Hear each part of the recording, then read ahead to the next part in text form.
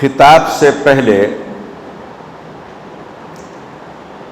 مسجد کے تعلق سے چند چیزیں میں آپ کی خدمت میں عرض کرنا چاہتا ہوں۔ اس کا تعلق مسجد کی فضیلت سے نہیں، مسجد کی تعمیر سے ہے۔ ابھی خطاب سے کچھ دیر پہلے مینار کا افتتاح ہوا، چھوٹی سی دعا بھی ہوئی۔ میں چاہتا ہوں کہ آپ کو مینار اور منبر و محراب کی ایک مختصر سی تاریخ بتلا دوں، چونکہ موقع کی مناسبت سے ہمیں یہ معلوم ہونا چاہیے نا کہ مسجد میں مینار، منبر اور محراب کب آیا۔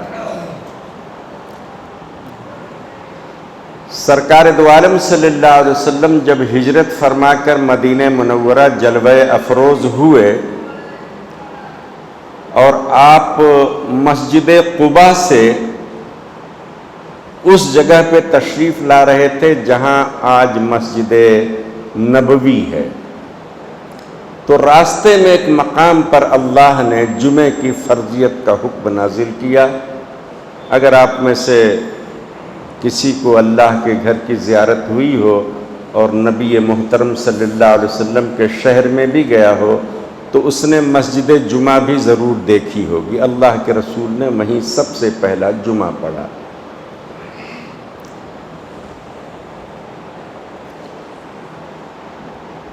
جمعے کی جب نمازیں فرض ہوئیں اور خطبہ بھی اس کے ساتھ فرض ہوا تو مسجد میں منبر نہیں ہوا کرتا تھا۔ مسجد نبی بھی جو بنی تو اس میں منبر نہیں تھا، تقریباً 6-7 سال تک منبر نہیں تھا۔ تو اللہ کے رسول جو دوسرے خطبے میں بیٹھتے تو اس کا 2 طریقہ ہوتا تھا۔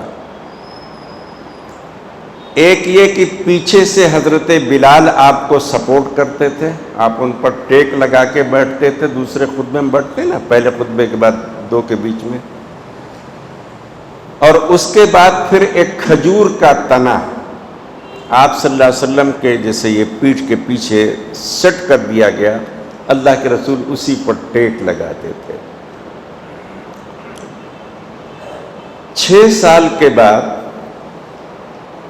ایک صحابی نے اللہ کے رسول سے یہ بات عرض کی، ارباز بن ساریہ،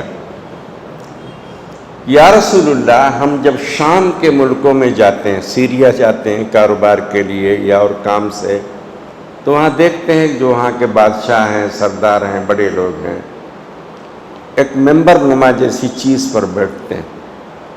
اگر آپ کا حکم ہو تو آپ کے لیے بھی ایک منبر تیار کر دوں۔ رسول اکرم صلی اللہ علیہ وسلم نے اسے پسند فرمایا اور انہوں نے ایک جنگلی درخت کی لکڑی سے سرکار دو عالم صلی اللہ علیہ وسلم کا منبر تیار کیا۔ بخاری شریف کی روایت سے معلوم ہوتا ہے کہ اس منبر میں کل 3 درجے تھے، پہلا اسٹیپ، دوسرا اسٹیپ، تیسرا بیٹھنے کا۔ امام شافعی رحمۃ اللہ علیہ ایک حدیث سے دلیل لائے ہیں کہ اس میں 4 درجے ہونے چاہیے،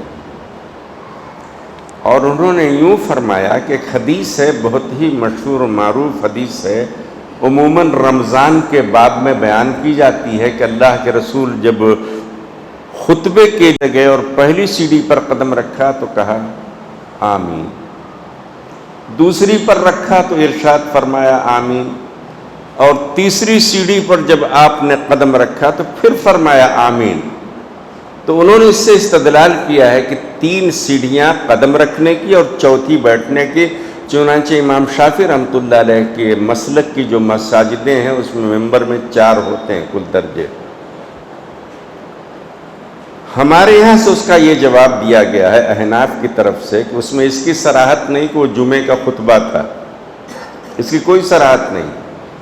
اللہ کے رسول نے پہلی، دوسری اور تیسری پر بھی کھڑے ہو کر عوام کو خطاب کیا، مگر بخاری کی روایت سے معلوم ہوتا ہے کہ 3 ہی اس کے درجات تھے، پہلا، دوسرا اور تیسرا بیٹھنے کے لیے۔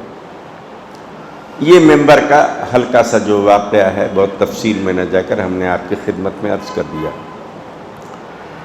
رسول اکرم صلی اللہ علیہ وسلم کے دور مبارک میں مساجد میں اس طرح سے محراب نہیں ہوتی تھی، اور مسجد نبوی میں بھی اب جو محراب ہے ویسی بالکل پلین دیوار ہوتی تھی۔